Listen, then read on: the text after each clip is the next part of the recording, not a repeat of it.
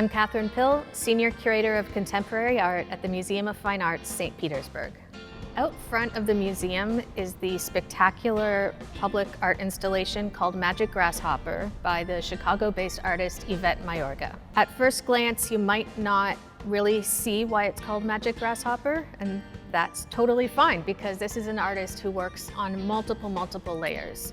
She has coined the term Latin ex Coco, so combining sort of the ebullient ornamentation of Rococo European aesthetics with Latinx contemporary culture and also this Y2K girls' bedroom aesthetic. It's really an incredible mashup. So you'll see the carriage with 4 horses, all done up in her signature pink, also with a stylistic reference to cake frosting.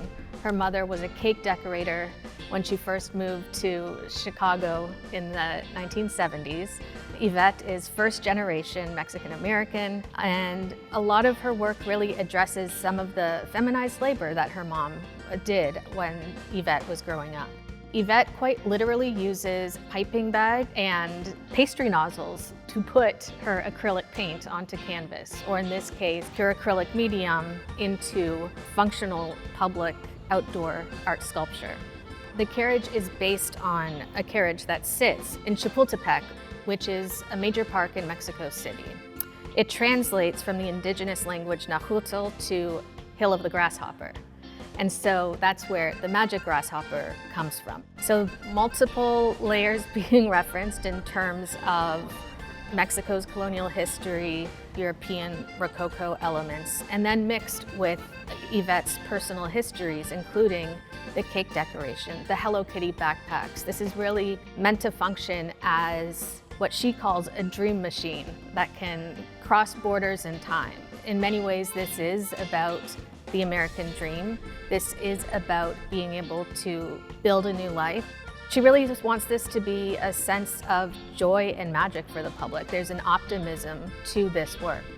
Aesthetically, this is very reflective of Yvette Mayorga's work. In terms of the color pink, she wields it heavily. Yvette works in multiple types of media, ceramics, multimedia paintings at different scales and sizes. But she has become very interested in public art. I think it's that accessibility. This is free to the public to enjoy.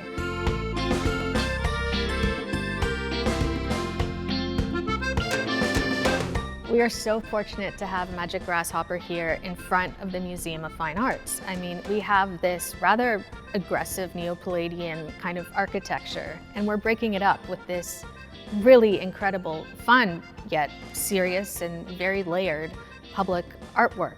And so we want certainly to draw attention to the museum, maybe shake things up a bit on Beach Drive. I know Yvette is so happy to have this work exhibiting in Florida.